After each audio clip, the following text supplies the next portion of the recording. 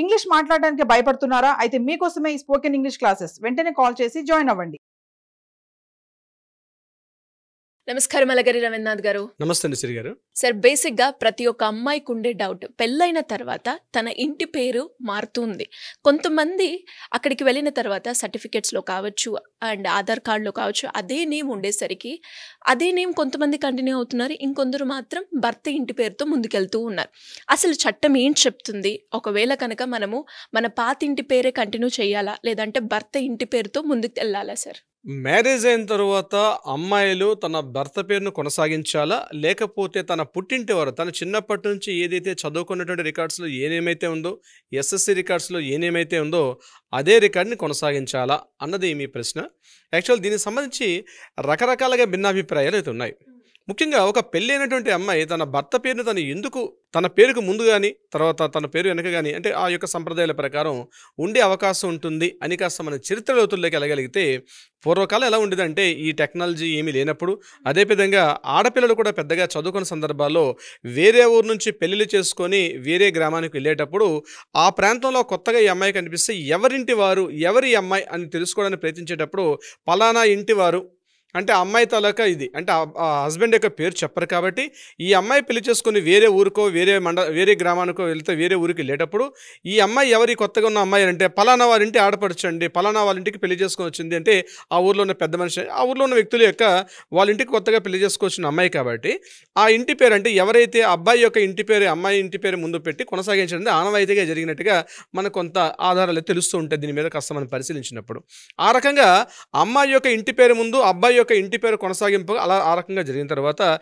మారుతున్న కాలానుగుణంగా కాలక్రమంలో వచ్చే అనేక మార్పుల ద్వారా పెళ్లిళ్ళు చేసుకుని సిటీలు అంటే అప్పుడు చిన్న చిన్న గ్రామాలు ఈరోజు పెద్ద పెద్ద పట్టణాలు అయిపోయినాయి, పట్టణాలు పెద్ద పెద్ద సిటీలు అయిపోయి ఈరోజు నగరాలకు వెళ్ళిన తర్వాత ఇప్పుడు అదే కొనసాగింపుగా ఉండాలా వద్దన్న విషయం మీద కొన్ని చర్చలు అయితే జరుగుతున్నాయి. ప్రధానంగా ఇక్కడ హిందూ మ్యారేజ్ యాక్ట్ 1955 అదేవిధంగా స్పెషల్ మ్యారేజ్ యాక్ట్ ఏదైతే ఉందో 1956 ఏదైతే ఉందో ఈ రెండు విషయాల్లో హిందూ మ్యారేజ్ యాక్ట్ 1955 ప్రకారం అయితే దీనికి స్పష్టంగా ఇలా మార్చుకోవాలని కానీ మార్చుకోకూడదని కానీ ఎక్కడ కూడా నిబంధన అయితే లేదు హిందూ మ్యారేజ్ యాక్ట్ 1955 ప్రకారం.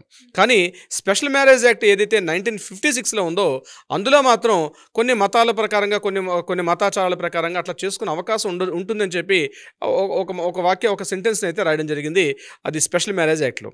ఇక్కడ అమ్మాయి తన యొక్క పేరును మార్చుకోకపోవడం ఉంది పూర్తిగా తన యొక్క ఆప్షనల్, తన యొక్క ఐచ్ఛికం, తన ఇంట్రెస్ట్. అది మార్చుకోకపోవడం ఉంది ఆ అమ్మాయి యొక్క ఇంట్రెస్ట్గా ఆప్షన్ వదిలేసే తప్పించి ఖచ్చితంగా మార్చుకోవాలి అనే నిబంధన అయితే ఎక్కడా లేదు. ప్రధానంగా ఈ ఆధార్ కార్డ్స్ మార్చుకునేటప్పుడు ఆధార్ కార్డు పేరు ముందు పెట్టేట అమ్మాయి ఇప్పుడు ఏమైపోయిందంటే పిల్లాడు పుట్టిన తర్వాత నుంచి ఆధార్ కార్డు యొక్క నేమ్ అది అమ్మాయి అయినా అబ్బాయి అయినా ఖచ్చితంగా ఆధార్ కార్డు మ్యాండేటరీ చేసిన తర్వాత ఆ అమ్మాయి ఆధార్ కార్డు, బర్త్ సర్టిఫికేటు, అదేవిధంగా ఆధార్ కార్డులో ఎస్ఎస్ సర్టిఫికేట్లో కూడా అదే పేరు కొనసాగింపుగా వస్తుంది.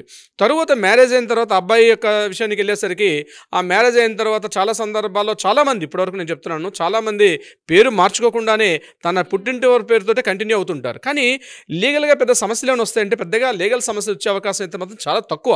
ఎందుకంటే ఆధార్ కార్డు కావచ్చు, పాన్ కార్డు కావచ్చు, అదేవిధంగా ఓటర్ ఐడి కార్డు, మిగిలిన అన్ని విషయాల్లో కూడా తన పుట్టింటి వారి పేరుతో తన చిన్నప్పటి నుంచి ఏ పేరుతో అయితే వస్తుంటుందో అదే పేరుతో తను కూడా చాలామంది ఉంటుంది. కాబట్టి ఇక్కడ మ్యారేజ్ అయిన తర్వాత పెద్దగా ఉండే అవకాశాలు లేవు. కానీ ఒక విషయాల్లో మాత్రం కొద్దిగా లీగల్ డాక్యుమెంట్స్ అంటే వారసత్వ హక్కు చట్టాల ప్రకారం అంటే ఎక్కడైనా ప్రాపర్టీస్ అంటే ఏన్షియంటల్ ప్రాపర్టీ నుంచి వచ్చేటప్పుడు ఆ ప్రాపర్టీస్ని కిందికి మార్చుకునేటప్పుడు మాత్రం కొన్ని సందర్భాల్లో చిన్న చిన్న అవకతవకలు ఉండే అవకాశాలు కూడా ఉంటాయి. ఎలా అంటే సేమ్ పేరు గల వ్యక్తులు, అదే పేరు గల వ్యక్తులు వాళ్ళ సిస్టర్స్లో కానీ లేకపోతే వాళ్ళ హెరిడిటీలో ఎక్కడైనా ఉండేటప్పుడు లీగల్ డాక్యుమెంట్ రాసుకునేటప్పుడు కానీ కొన్ని సందర్భాల్లో కొంత ఇబ్బంది పడే అవకాశం ఉంటుంది. కానీ పెద్దగా అయితే నేను చెప్పడం ఏంటంటే ఇది పెద్దగా ఇంపాక్ట్ అయితే ఉండే అవకాశం చాలా తక్కువ. డాక్యుమెంట్స్ విషయంలో లీగల్ ప్రాపర్టీ డాక్యుమెంట్స్, స్థిరచరాస్తులకు సంబంధించి ఏదైనా వీలునామాలు రాసేటప్పుడు ఇట్లాంటి సందర్భాల్లో వచ్చే అవకాశాలు తప్పించి ప్రధానంగా మ్యారేజ్ సర్టిఫికేట్ అనేది ప్రధానంగా ఉంటుంది. కాబట్టి ఏ రకంగా అయితే తన భర్తకి తరపు నుంచి ఇంత ఆస్తి ఎలా వస్తుందో దాని తగ్గట్టుగా రాసుకుంటూ వెళ్తారు. కాబట్టి అది పెద్దగా ఇంపాక్ట్ అయితే చూపించదు. కానీ ఇలా చేసుకోవడంలో ఒక సమస్య కూడా వచ్చే అవకాశం ఉంది. ముఖ్యంగా పాస్పోర్ట్ విషయంలో అలాగే వీసా తీసుకునే విషయంలో మాత్రం చాలా ఇబ్బందులు పడే అవకాశం ఉంటుంది చాలా సందర్భాల్లో. అంటే వీసా రికార్డ్స్లో కానీ లేదా ఈ పాస్పోర్ట్స్ తీసుకునే విషయంలో మాత్రం కొంత ఇబ్బందులు పడే అవకాశం ఉంటుంది తన యొక్క పేరు మార్చుకోవడం వల్ల.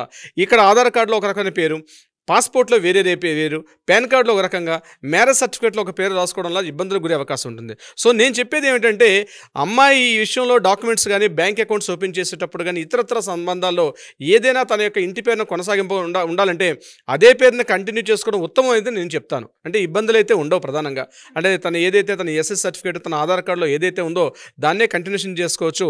ఆధార్ కార్డులో కూడా కేవలం అడ్రస్ చేంజెస్ తప్పించి అది కూడా ₹850 ఎంత ఖర్చు అవుతుంది నేమ్ చేంజెస్ విషయంలో కూడా, ఆ కరెక్షన్స్ విషయంలో. సో అటువంటిది పెద్దగా కాకుండా తను అదే పేరు కంటిన్యూ చేస్తూ ప్రధానంగా ప్రాపర్టీ డాక్యుమెంట్స్ రాసుకునేటప్పుడు వైఫ్ ఆఫ్ అని రాసుకొని వెళ్తాం కాబట్టి పెద్దగా ఉండే అవకాశం ఉండదు. అంటే నేను చెప్పినట్టుగా ఫర్ ఎగ్జాంపుల్ ఒక అమ్మాయి పేరు లక్ష్మి అని ఉందనుకోండి.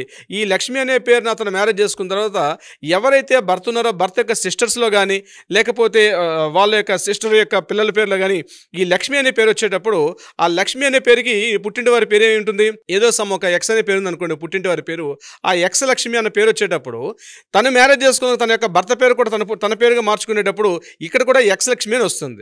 సో ప్రాపర్టీస్ విలునామాలు రాసేటప్పుడు కానీ, ఆస్తి పంపకాలు జరిగేటప్పుడు ఎక్స్ లక్ష్మి అని వచ్చేటప్పుడు అక్కడ కొంత ఇబ్బందులు పడే అవకాశం ఉంటుంది. కాబట్టి నేనేమంటానంటే లీగల్గా మనకి ఎక్కడ కూడా చట్టబద్ధంగా ఇలానే ఉండాలని చెప్పి ఎక్కడ నిర్వచనాలు చేయలేదు. కాబట్టి ఏదైతే చిన్నప్పటి నుంచి కూడా ఏ పేరు ఏదో ఉంటుందో అమ్మాయిలకి మ్యారేజ్ అయిన తర్వాత కూడా అదే పేరు కొనసాగింపు చేసుకోవడం వల్ల ఇటువంటి ఇబ్బందులు ఉండవు. కానీ ఇక్కడ తేడా ఏమొస్తుంది, ఇప్పుడు నేను చెప్పిన ఎక్స్ లక్ష్మి దగ్గర వైఫ్ ఆఫ్ అనే నేమ్ చేంజ్ అవుతుంది. సో వైఫ్ ఆఫ్ అనే దాన్ని బట్టి మనకి డాక్యుమెంటేషన్స్ అనేది చేంజ్ అవుతాయి కేవలం ఆ ఒక్క విషయంలోనే. సో ఏదైతే పేరు చిన్నప్పటి నుంచి ఎస్ఎస్సి కార్డ్స్, ఆధార్ కార్డులో ఉంటుందో అదే కంటిన్యూషన్ చేసుకోవడం చాలా ఉత్తమం సరిగారు.